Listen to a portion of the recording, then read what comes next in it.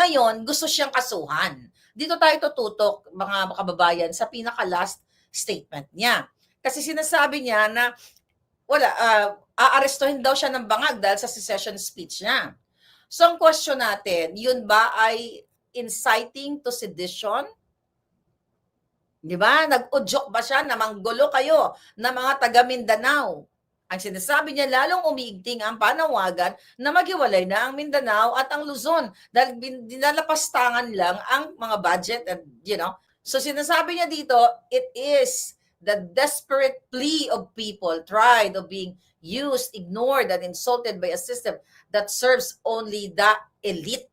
Ito ay sinasabi niya ay apila ng taong bayan, himutok panawagan na madalas ay most of the time, all the time, ay binabaliwala ng bangag administration. Kaya sabi niya, I therefore urge this government, both Congress and President Marcos, bangag, okay, to open a serious, honest, and courageous discussion in the future of our nation. Okay? So nananawagan siya, ino-urge siya ng discussion. Diba? Discussion on the future of our national territory and the right of Mindanaoans to determine their own destiny. We can no longer silence their cry. The time has come to listen. So malinaw na hindi siya nag-udyok ng panggugulo.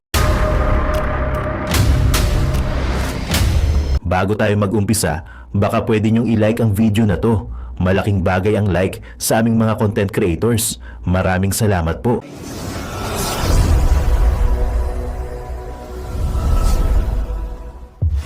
Eto, napakaganda ng pag-uusapan natin mga kababayan. Napanood nyo ba yung preview? Tapusin nyo hanggang sa dulo to mga kababayan. So reaction video muna tayo. So kung hindi mo mapapanood, kukwento ko muna sa'yo yung laman ng video nito at re-reactionan natin yung mapapanood nyo mamaya.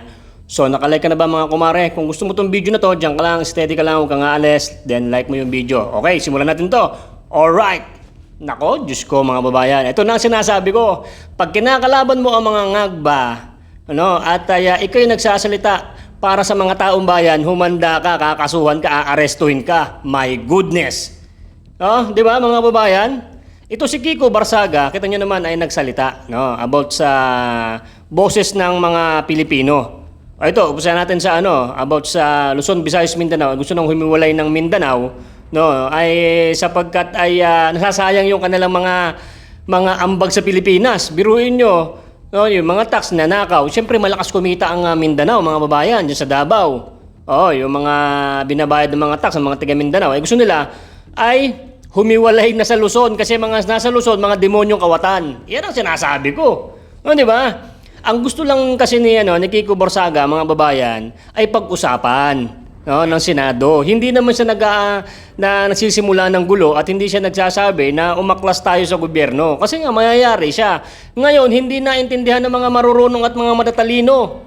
So ngayon, bawal ka magsalita. Uubusin lahat ng mga DDS. Di ba? Kahit nyo,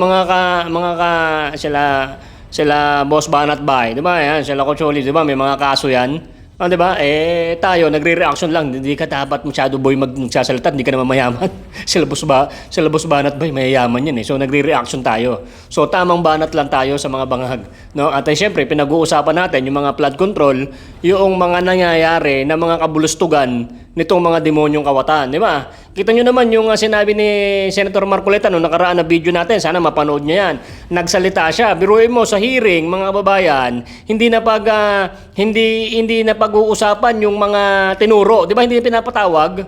At siyempre, nasasayang yung oras ng pag-hearing. Paikot-ikot lang. Biruin mo, tinanggal siya, di ba? Pinalitan. Kasi nasasapul niya na yung mga demonyo, yung mga mastermind. So, napapansin ng mga kawatan, tanggalin to. At ay mabubuko na tayo. Yun! Ngayon, si Kiko Barsaga, ganyan naman din yung kanyang mission, yung gusto niya mangyari. Nagsalita siya, hindi siya naghihikayat ng mga tao na para mag-aklas sa gobyerno, 'di ba? Gusto niya lang iparating, na maging boses siya na pag-usapan yung mga dapat pag-usapan. At syempre yung korupsyon dapat may maipakulong. Hindi ba? Kaso, ngayon, kakasuhan siya, mga babayan. Itong si Maharlika, tadtad na rin ang kaso. Kaya nga hindi ho makauwi to si Maharlika dahil po sa pagbanat niya at paglalantad niya ng mga anomalya ng mga nangyayari sa Pilipinas, di ba? Abay, biruin nyo ba naman? Pangatlo tayo sa pinaka-corrupt. O gusto nyo bang malaman, Marge? Baka hindi mo pa alam na pang-ilan tayo sa pinaka-most corrupt. Malapit na tayo mag-number 1. Pag nag-number 1 tayo, magpapalit yun si Boy Sardinas. Sandali lang. Ipi-play ko muna to. Panoorin nyo muna to. Pasok, Buen Barbubal. Palubog na yung Pilipinas, tulog ka pa rin. Sa loob lang ng 3 years, tang inumin, tayo na pinakamabilis pagdating sa robbery. Walang binatbat sa atin sa bilis, kahit yung mga ibang country. Nasa atin na yung New World Record, the fastest corruption in history.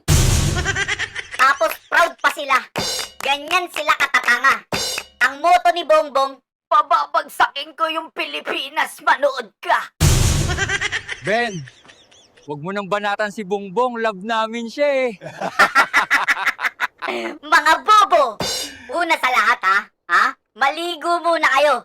Vlog kayo ng vlog, di naman kayo naliligo. Tapos matulog kayo. Para bukas, pagising nyo, bibitayin ko kayo. Magbabawas tayo ng tanga sa mundo. Isipin nyo, isang malaking bus yung Pilipinas na umaandar sa kalye. Bago si Bongbong tanga yung driver ng bus tapos nabangga niya yung poste. Sino sisisihin nyo? Si Bongbong tanga na nagdadrive ng bus o yung poste?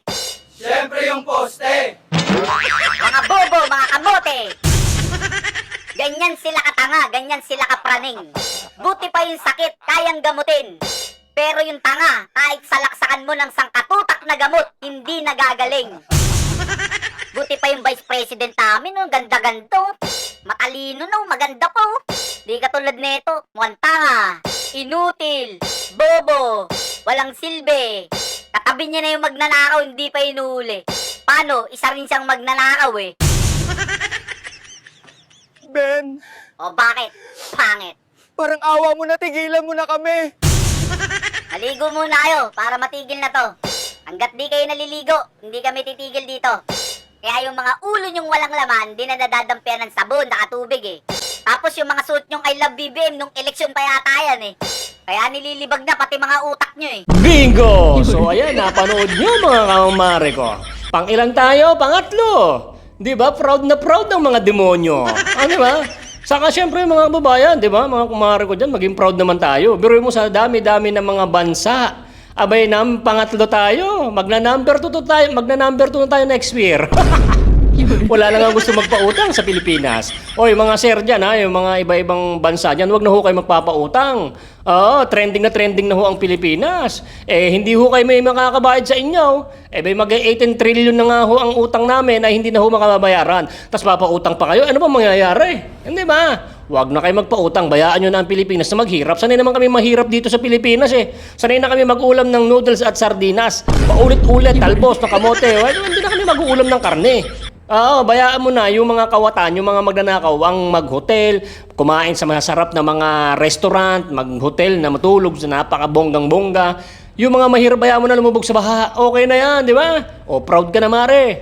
O, kung proud ka, na pangatlo tayo sa pinaka-corrupt na bansa, like mo naman to. At ito'y pag-uusapan natin. At Marge, baka aalis ka na, huwag kang aalis. Panoorin mo tong full video kay Mare kong Maharlika. Ang lupit nito, napakalupit magsalita nito. Sa pool, pati kaluluwa ng mga demonyong kawatan. Kung maaari lang, dukutin ni Maharlika yung puso ng mga demonyong kawatan, doon gagawin niya na. Oo, kaya galit na galit sa kanya yung mga demonyo. Dahil siya ay talagang straight to the point. Oo, ay naku po, Diyos ko. At siyempre naman mga kababayan, mga kumare ko, di ba nakakagigil naman yung nangyayari sa panahon ngayon, di ba? Oo, nakakailang buwan na nga hearing. Abay itong si Tamba ay magiging star witness pa ang demonyo. Apakalupay.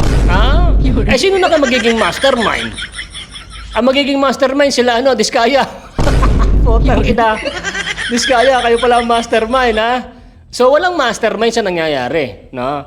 Hayaan nyo na, ganun talaga. Ganun talaga ang mga mastermind, magaling lumusot.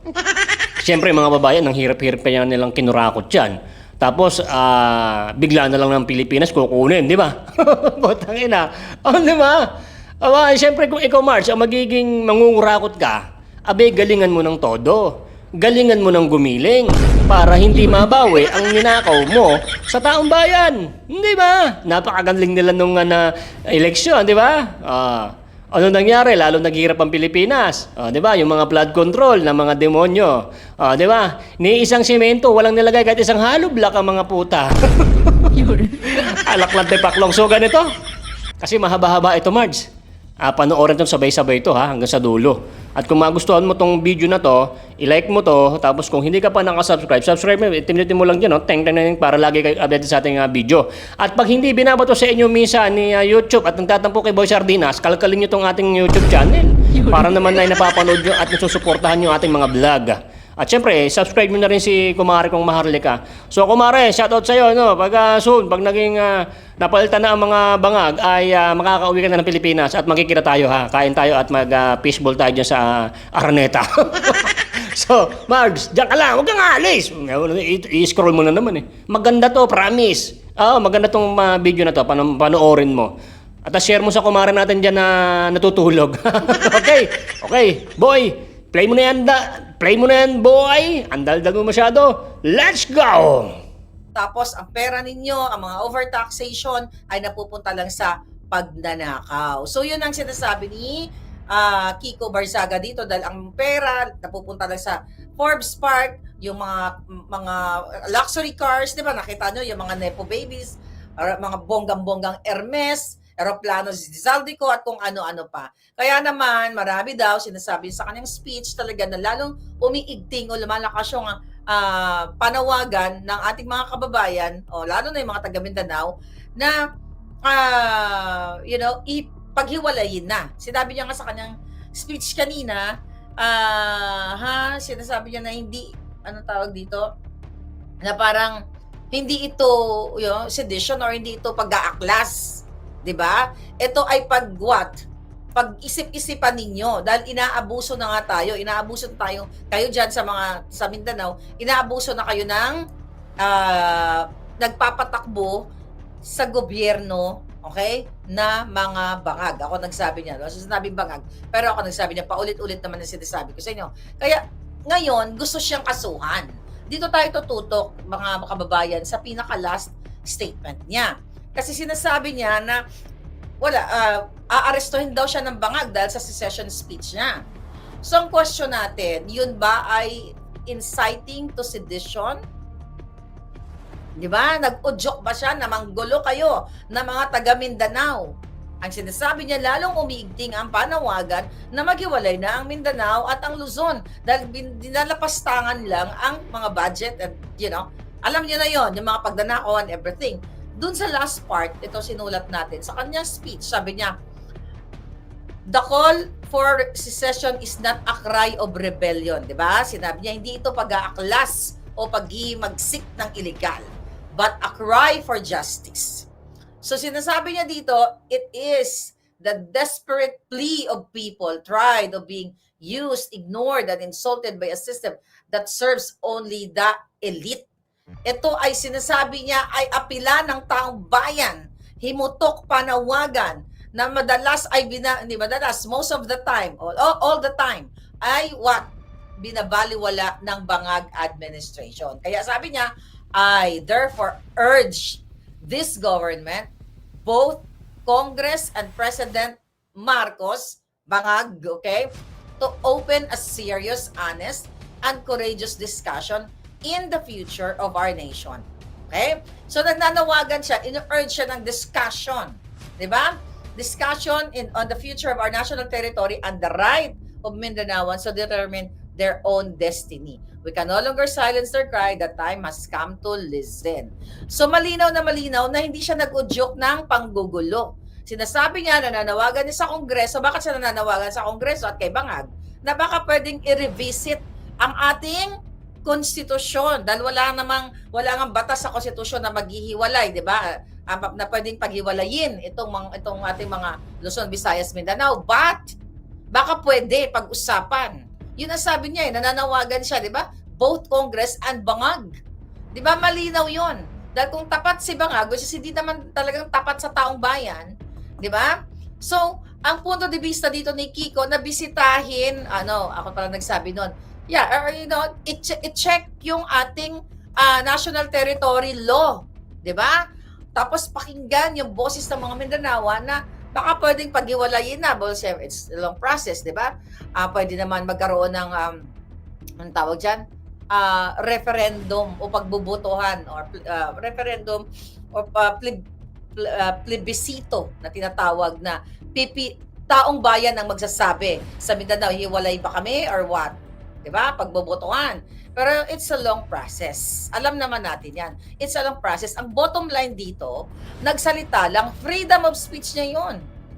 Na baka sakali dahil sa boses ng mga Bisaya at ng mga taga Mindanao, nasukang-suka na sila sa pagnanakaw ng mga demonyo sa Malacanang, not actually sa entire Luzon, sa Malacanang, sa Kongreso, sa Senado, baka naman pwedeng i-revisit o tignan natin ang National Territory Law chuchu na baka pwede na maghiwalay ang Mindanao. Sabi nga natin, hindi kadali. Pero hindi ito dahilan na pwede na gusto na nilang arestuhin si Kiko Barzaga.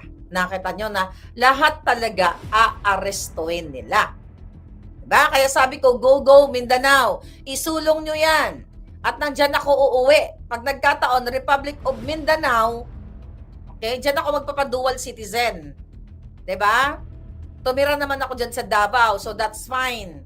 Okay, meron na akong mapapakita na sometime tumira ako dyan. Diba? Kasi pag umuwi ako ng Pilipinas, mga kababayan, sa Luzon, okay, Republic of Luzon na tayo, Republic of Bangag.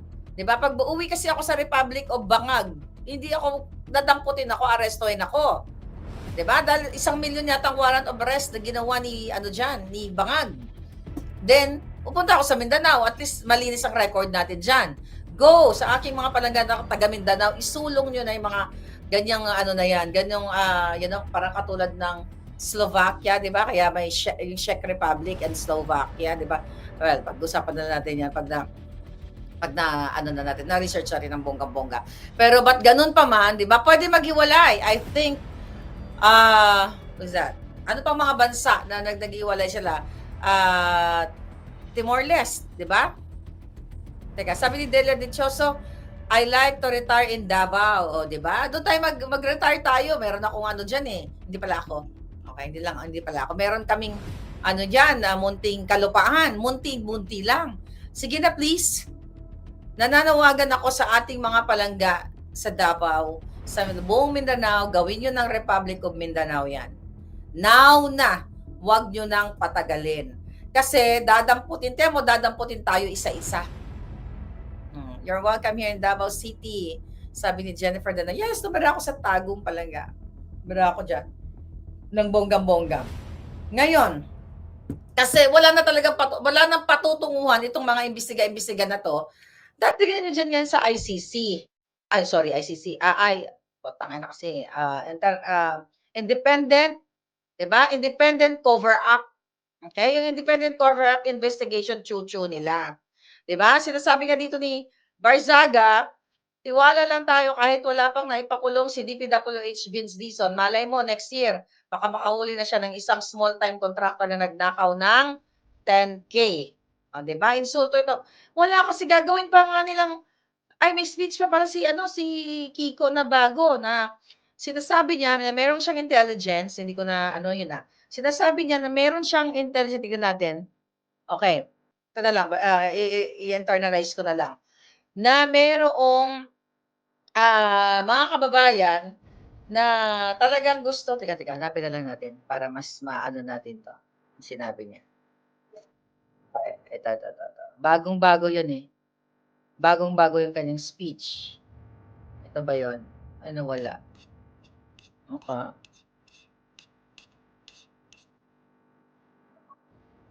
Bago, yan ang nauna pa yan. Nakita ko si Abalos. Tinitira niya dito.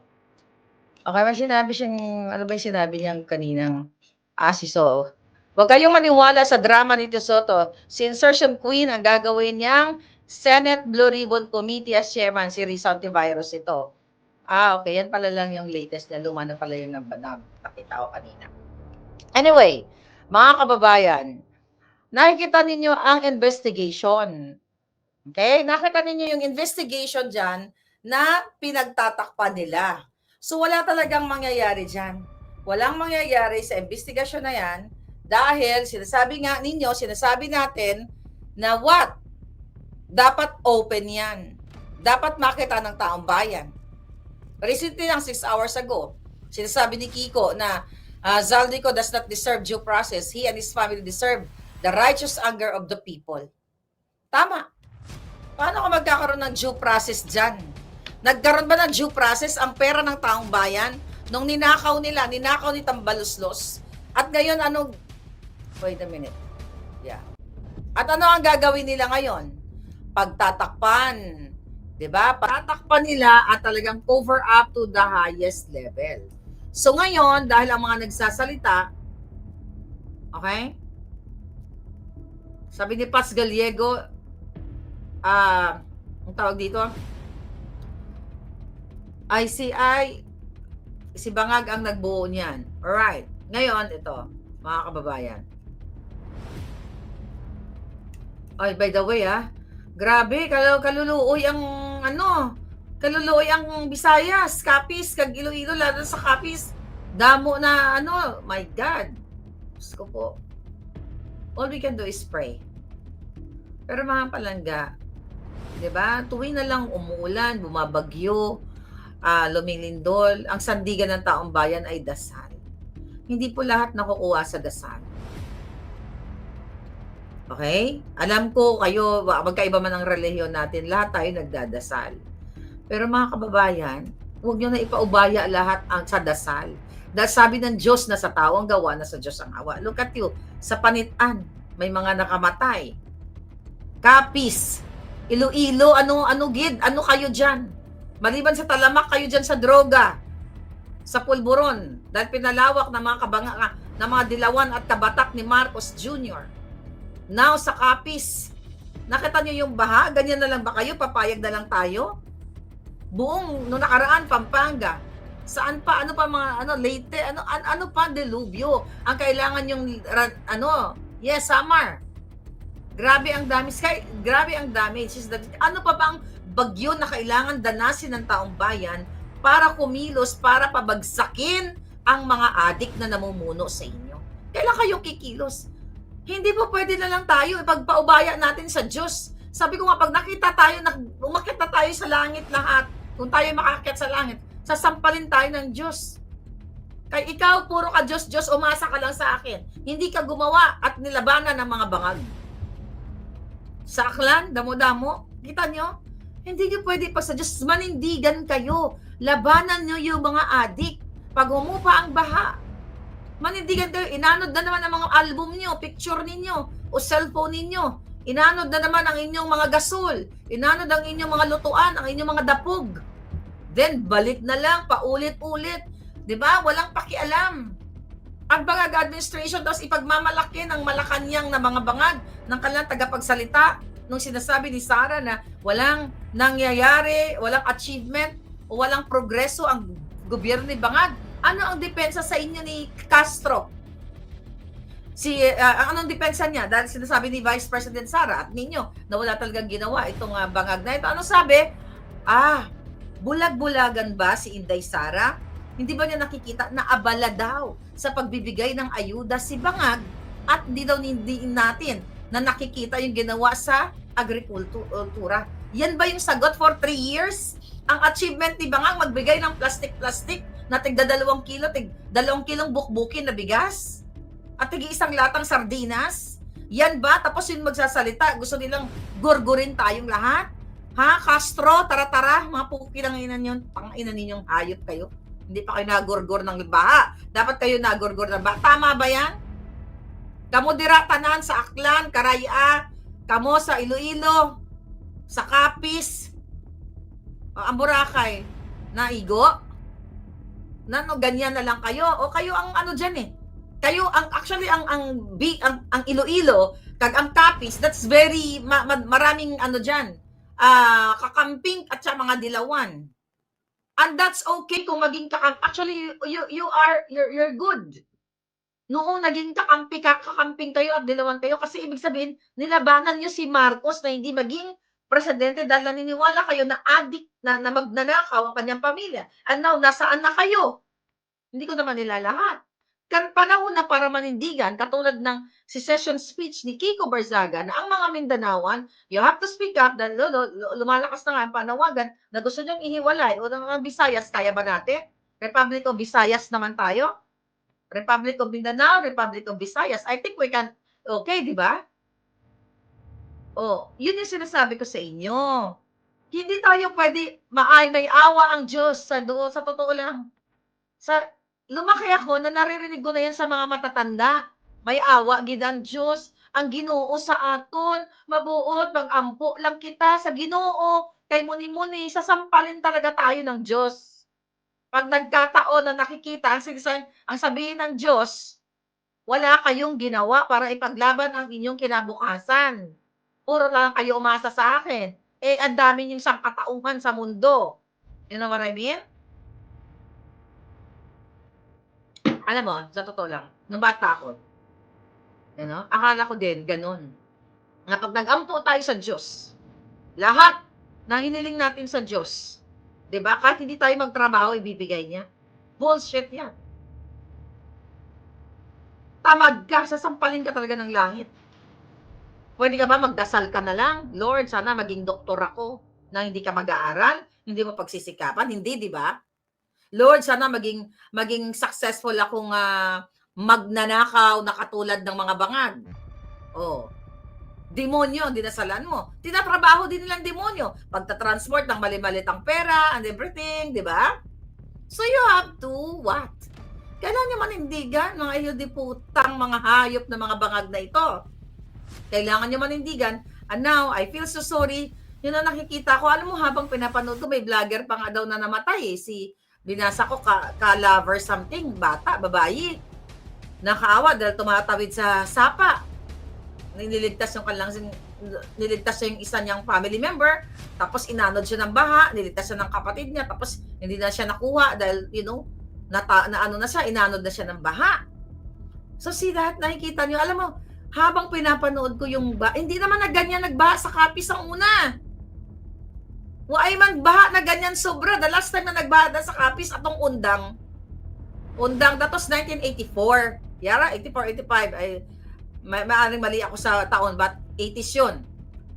Ginbaha ka mo, ganyan ka, sobrang baha. Nagbaha man, pero ngayon, mas malala, nakulang na lang, matunaw ang Western Visayas.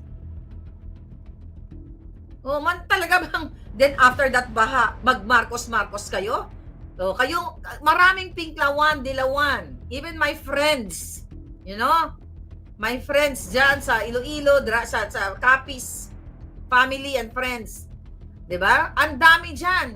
Galit na galit kay Marcos. Pero ngayon, ayaw niya manindigan. Yan ang idinulot ng baha. Kawawa kayo lahat. Na Samar, lahat na tayo. Kailangan talaga ninyong manindigan, mga kababayan. Tao ang gumagawa ng kapalaran. Gumagabay lang ang Diyos, sabi ni BMW. Exactly. Sabi ni Lord, lihok tao kay tabangan taka.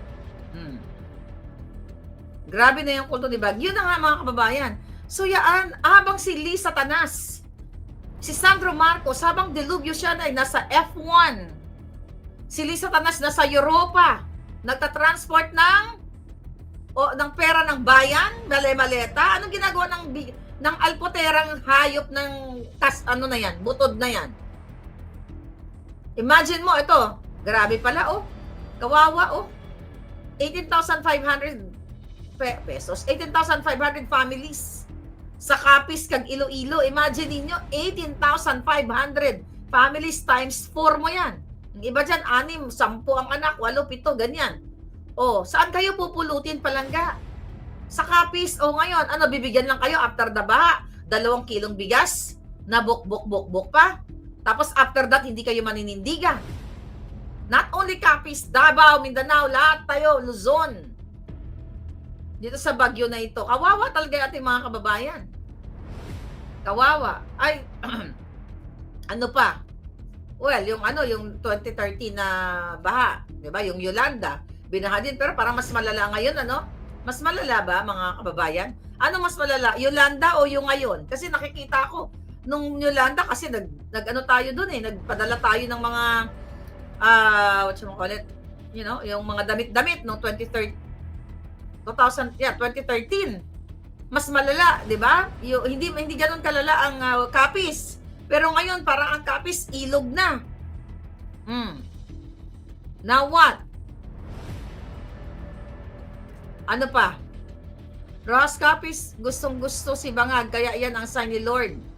Sa baha, magbugtaw na kamo, sabi ni Lenmes. Hindi man siguro. Siguro, yun na nga sinasabi ko, kailangan ninyong manindigan. Walang ni isang taong deserve ang maranasan ng ganyan. Lalo na sa Pilipinas, even sa ibang bansa.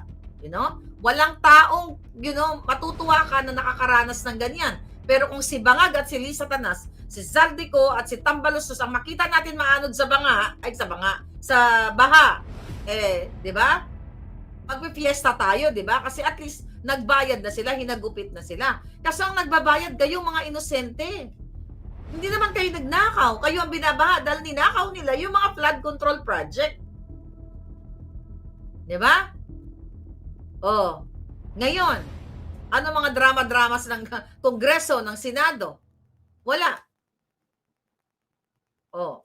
Recently, nagsalita na naman itong mga batang kongresista na to. Mukhang talagang, dapat kayo ang mga bida. You guys, young kongresistas o congressmen. Itong si Leandro Leviste. Sabi niya, marami pa daw mga DPWH officials na may koneksyon sa mga kontratista. At yan ay alam din niya ni Dizon ng DPWH Secretary.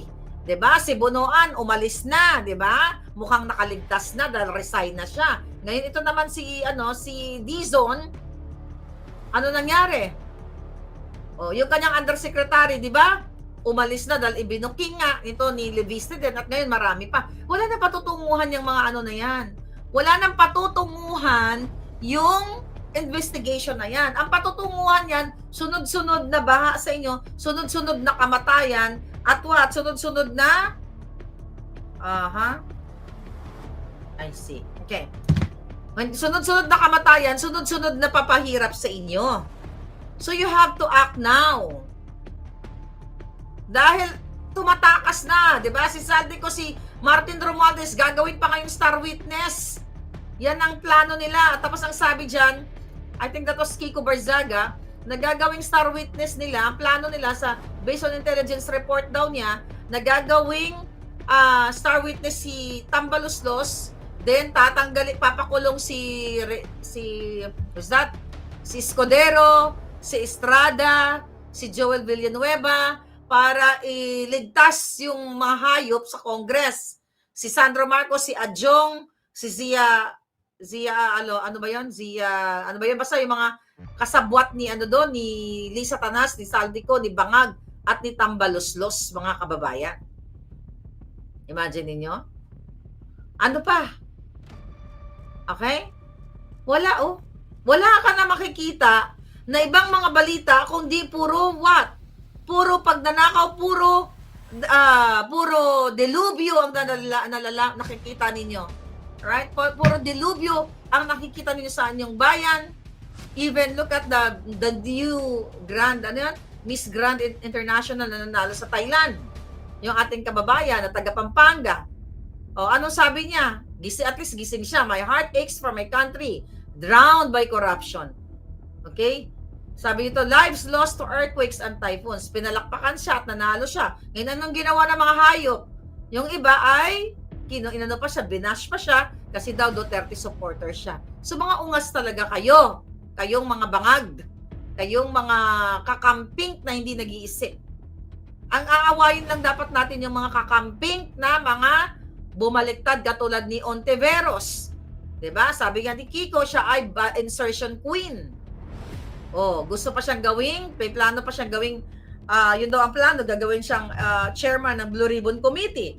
Para what? Makipagsabuatan, pagtakpan na naman. Itong mga sangkot dyan sa flood control na yan, mga kababayan. Ibig sabihin mo, lahat ng DPWH halos kasabwat. Tapos sasabihin nila walang kinalaman si Marcos Jr. dito sa mga flood control na ito tsaka sa budget insertion. Ay putang jutang gini ng bangag niya. Sinabi niya, binasa niya isa-isa yung budget 2025, yung mga dokumento na kung saan nakalagay, kung saan ilalagak ang mga budget. Binasa niya isa-isa, di ba? Yung hayop na sinungaling na yan. Katulad din na sinasabi niya na nakausap niya yung tatay niya gabi-gabi.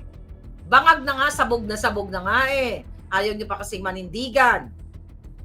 Oh, si Saldico, nakita niyo ba, pinapatay nila yung issue. Ngayon, ang mga headline, si Martin Romualdez Tambalusos ay gawing star witness. Wala na yung diin sa kanya. Nasaan na si, pinatahimik na si Guteza. Di ba? Puro na lang sila Diskaya and now star witness. Wala nang pagdiin dun sa maletang tinatransport ni Martin Romualdez. Transport sa bahay na kay Zaldico, pinapatay nila yung issue. Binabalikan nila, kino-cover up na nila. Kaya nga, independent cover-ups. Yung ginagawa nila dyan sa ICI na yan.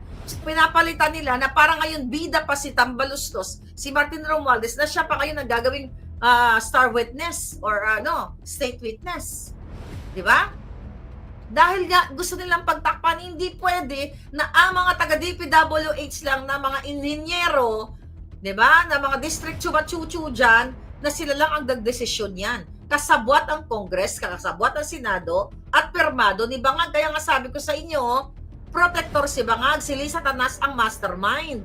Si Tambalustos ang the godfather. At itong mga asong ulol, ito yung mga kasabwat nila na nagdanakaw din.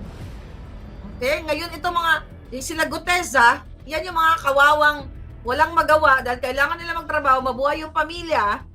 Sila taga-bitbit ng pera, pero ni isang maleta yata, hindi siya naambunan.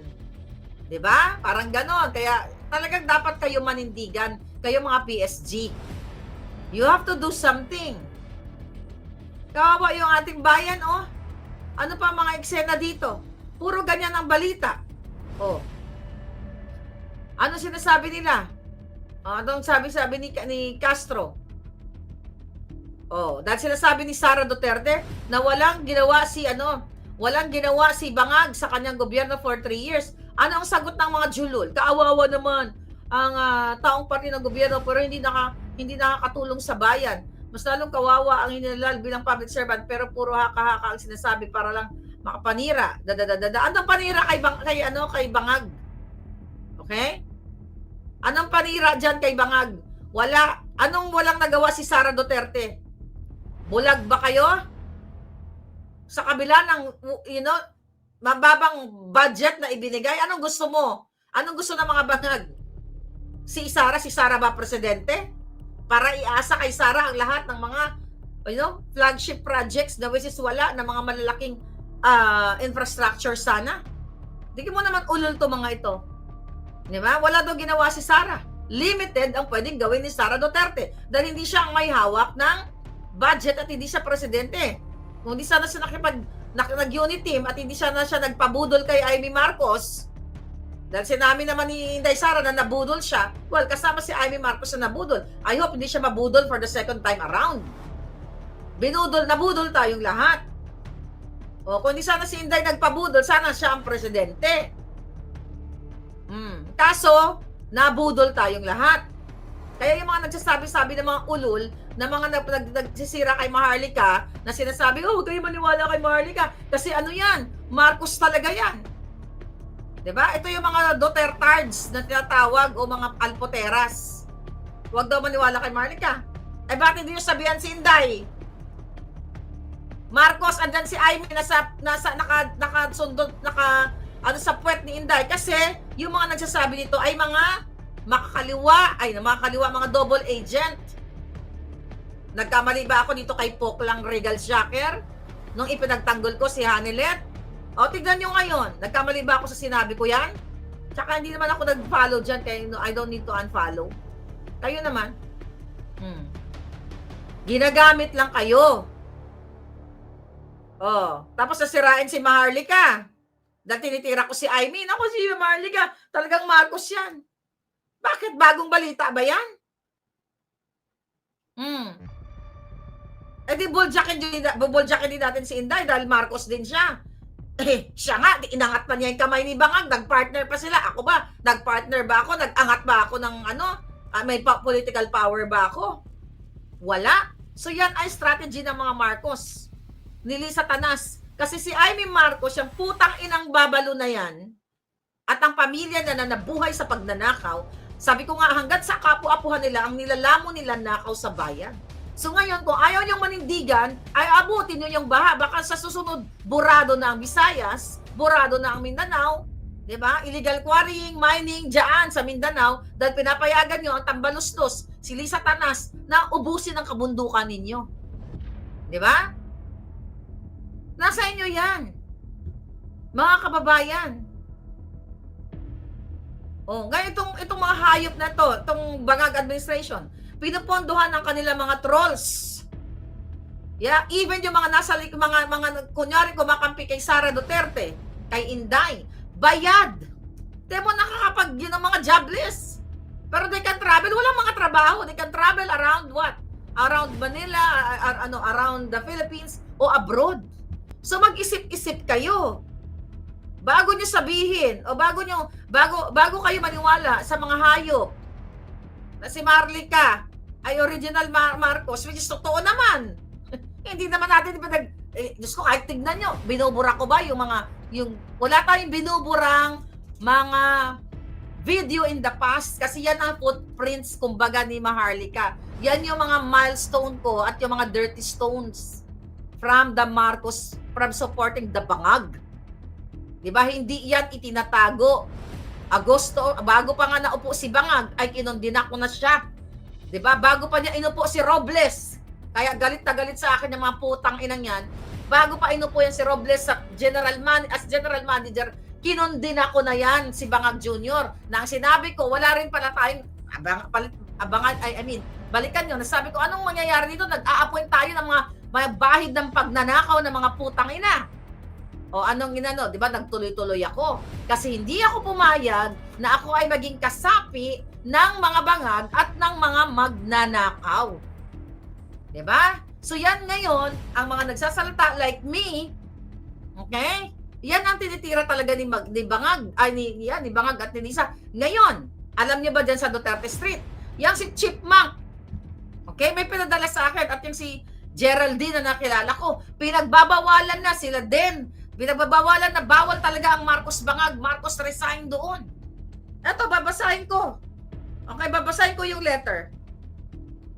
Maiba lang ako, mga kababayan. Okay? Ano ang sabi dito? Ang sabi ni Geraldine, ikaw Geraldine, anong kaputahan na naman ito? May message siya kay Den Hayden. Please be informed po that based on legal term po. Sabi niya, anong kaputang legal term? Yeah, it is not allowed po anyone other than the Duterte Street permit holding to place anything in Duterte Street without the approval of the Chipmunks. Since the official permit po, okay, sabi niya, sa DENAG is officially named under the Chipmunks. Sabi niya, which is hindi naman taga doon, sinungaling to is representing the voices po of their entire Duterte volunteers team together. So please be advised this message as an official reminder po and your entire individual and your entire individuals with you accordingly so that we make sure that we will able to maintain the Den Haag Duterte Street into a very pleasant and good positive energy place to welcome everyone to welcome everyone. Sabi niya dito, those visitors coming from all over the world. So if you have further questions, please do not hesitate. Bawal. Basta ang inaano dito, hindi pwede magdala ng mga Marcos resign. Now you know, in-expose nila bulilit ng Team Alindog. Nakita ninyo? Pagmamay-ari na nila yung Duterte Street. Tapos kasama nilang mga NPA. Pinangalanan ni Badoy nga yan, yung Baktol. Pinangalanan ni Lorraine Badoy. So mag-isip-isip kayo. Bakit bawal ang Marcos resign? Bakit bawal ang putang... Sabi ko, alam nyo, gawin nyo kayo, if you really love Duterte, I challenge you, bumisita kayo dyan sa Duterte Street, maglagay kayo ng malaking placard, Marcos Bangag Jr. Tama na, sobra na. Marcos, wag nang resign. Sabi ni Inday, ganyan, hindi naman mag-resign eh. Marcos Addictus Benedictus. Maglagay kayo ng karatula, hindi nila pagmamay-ari ang street na yan. Kahit may permit sila, hindi nila pagmamay-ari ang street. Alam nyo na ngayon. Nagalit kayo sa akin nung binolja ko si Poklang, si Poklang Regal Shaker. Kumampi pa ang mga alpot dyan. Now, yung sinasabi ko sa inyo, message ito. Yung si Geraldine, na isang bulati na lang ang hindi pumipirma. Bumabait naman sa akin. Kasi yung pala, Marcos Bangag resign, ilagay nyo, I challenge you people from all over Europe, DDS Mainsog, pumunta kayo sa Duterte Street, maglagay kayo ng malaking karatula. Marcos Bangag resign, tignan ko lang. Kanyo ba yung street na yan? Yan yung sinasabi ko sa inyo, mga kababayan. Okay? Ngayon, pinipigilan ni Chipmunk, pinagkitaan lang kayo ni Chipmunk, bilib na kayo. 'Di ba? Ayaw kundinahin ang isang Marcos na nagpakidnap kay Bangag. Ano ngayon ang gagawin ninyo? Nandyan sa message, si Den ngayon na lumalaban dyan. Right? Si Jessica nandito. Jessica Cantor. So yan ang sinasabi ko. Tapos ngayon, nawala na kayo ng gana, nagkaaway-away na doon.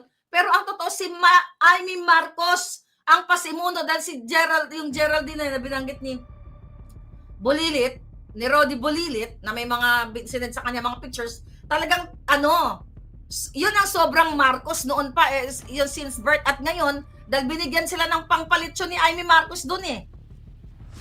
Diba? Kaya naman, diba, sabi ko nga, birthday ni Pierre Ardi, pinagbawalan ako. Bawal magsalita sa kidnapping ni Lisa Tanas at ni Marcos. Ikinorelate ko lang, kinorroborate ko lang ang mga pangyayari na kumbaga, talagang gawain ng Marcos Jr. ang mangidnap ng tao, 2 bata na minor de edad. And now, then birthday ni Sarah. 1, 2, di ba? Birthday ni Sarah. And now, yung ngayon, yung sila din doon, nag-argumento sila ng bongga-bongga, nakita nyo naman. So, dito, hindi magkakamali si Maharlika.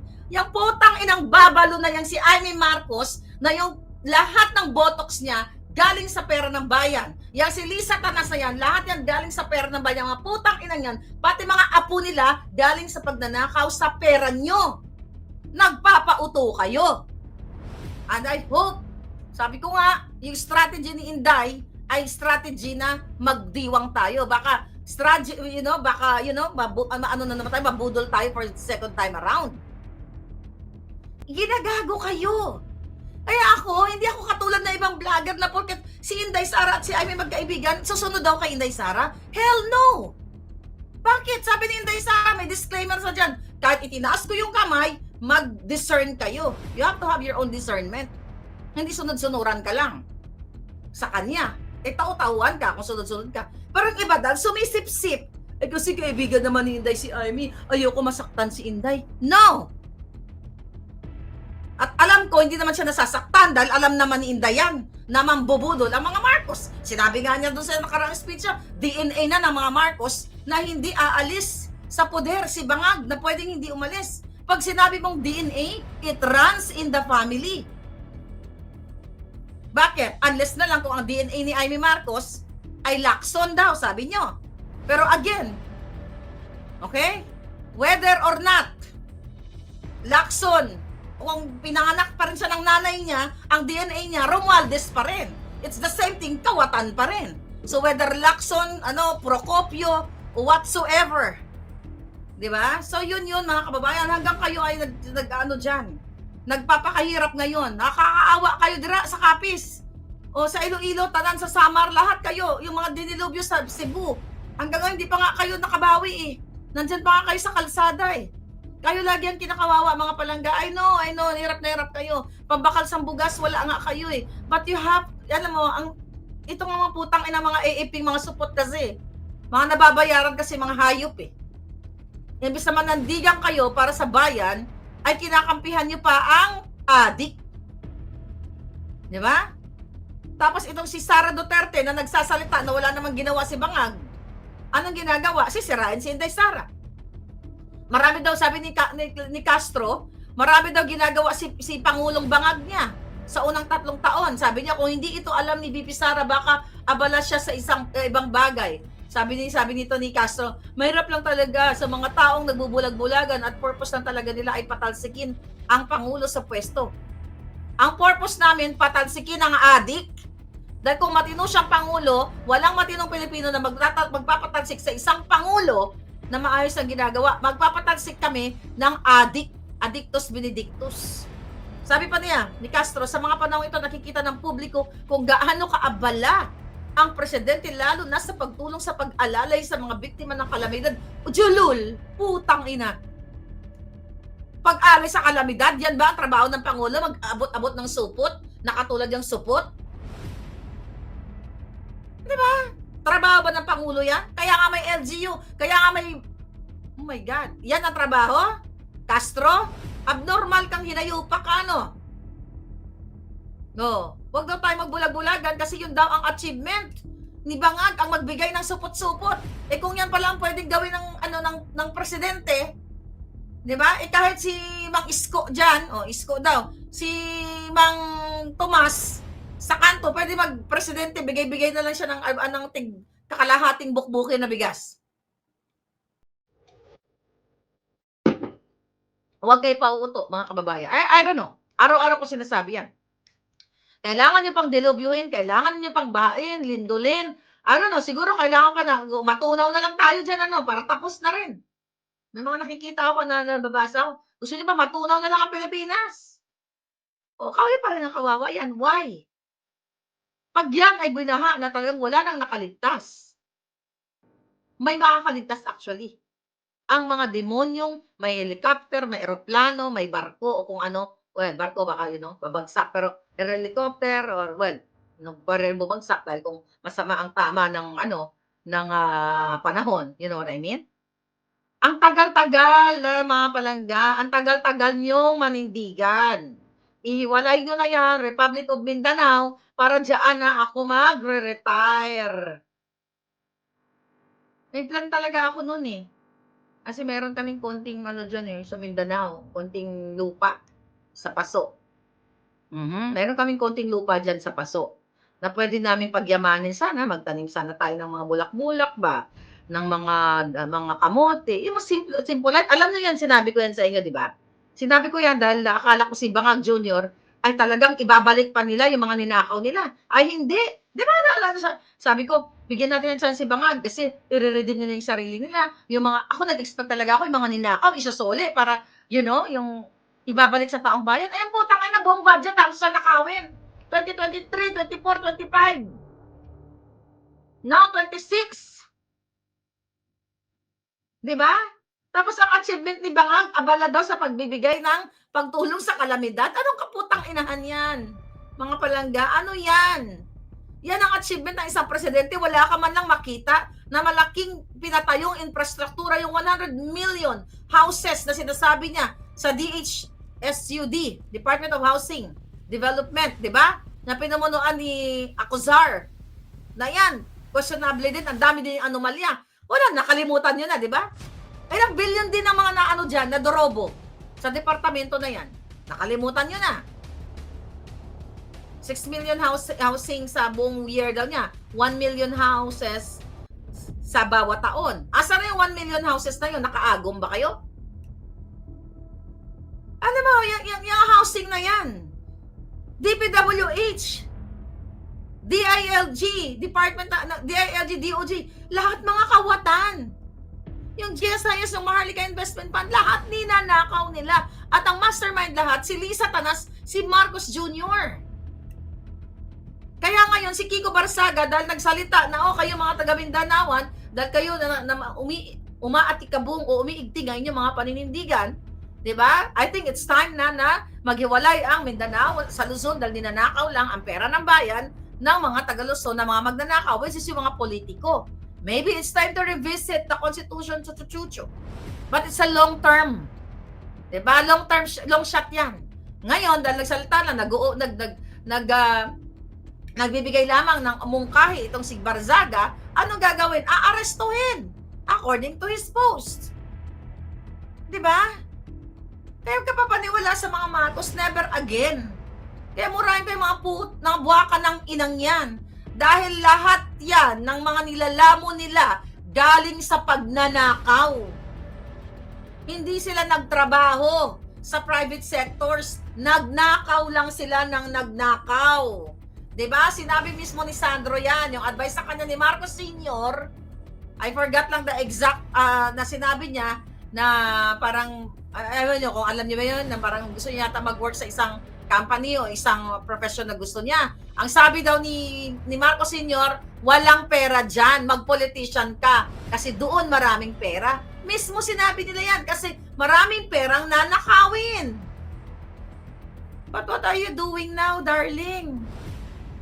Ito naman mga support na mga AFP, PNP, kayo naman na hindi naman kayo nagnanakaw, kayo sunod-sunuran na para kayong mga aso ni Lisa Tanas na nakikita nyo naman.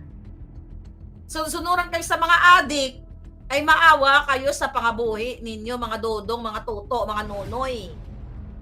Iilan lang naman yung mga general na yan. Kailangan ninyo silang what?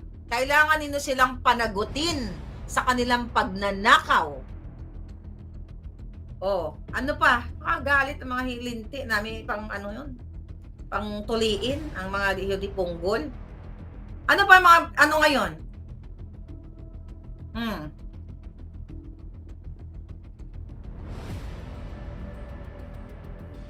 Ano to? Okay. Tsaka na to, mga chismis. Si Virus daw. Pag-ibig ni Virus. Ano daw? Sino ba yung asawa ni Virus? Allegedly, Ronald Llamas, girlfriend niya si... Sino to? Sister, sabi sa akin ito, chismis ha. Kapapasok lang ng chismis. Sister, for your information. Si Ronald Llamas daw, girlfriend niya si Happy. Sister daw ni Yeda Romualdez. Okay? Allegedly, dahilan kung bakit nagiwalay si Virus before. Ano to mga chismak na ito? But anyway, yung mga chika na to, mga walay-walayan, it's about politics. Ang tanong kung sino-sino ba, magkano ba ang nakuha nila sa pagbiga-biga nila. At, anyway, may iba tayo, mga kababayan. I don't know. Yan si Virus na yan. Sabi nga, gagawin daw ng possible. Okay? Allegedly, gagawin siya na Blue Ribbon chair. Wala na tagapatutunguhan. Wala naman to Wala namang kwenta yung mga balita. It's the same thing. Puproteksyonan si Zaldico. Ito na nakikita ko. Mga nasawi sa Capiz, sa Iloilo, sa Leyte, sa Samar. Yeah. Ang sabi ni Dizon, mauubos daw yung mga employees sa DPWH. Kita ninyo kung paano nila i-twist. DPWH employees mauubos sa sibakan. Ito sa Dizon yan. Ito ay cover up. Nawawala na ngayon, nalilihis na nila ang issue kay Tambaloslos, kay Zaldico, kay Lisa Tanas, kay Bangag. Kasi di ba sinabi ni Condesa, nag-deliver siya sa Aguado. Nililihis na, DPWH employee na. Kumbaga yung mga gusto nilang panagutin, yung mga tinga-tinga lang. Kumbaga yung mga langaw. Di ba? Mga maliliit lang ang inlang pananagutin. Pero ang crocodile, ang ahas, ang mga demonyo, katulad ni Marcos Jr., ni Tambaloslos, ni Zaldico, ayaw nilang panagutin. Di ba? Ngayon natataranta sila. Natataranta sila ngayon kung paano. Ito lang naman to Romualdez. Posible na gagawing state witness. Yan ang mga balita nila. Although sinasabi dito na DOJ, we clarify to be considered as a state witness, an application must be filed with the DOJ through Witness Protection, Security and Benefits Program, As of date, former Speaker Romualdez Tambaloslos has not filed an application for state witness. Wala nang kwenta mga palangga. Kailangan daw muna mag-apply. Hindi pa daw nag-apply si Tambaloslos. Gagawin talaga nilang state witness. Ano nangyayari maliban sa dilubyo, maliban sa baha? Ito mga balita. I-scan lang natin.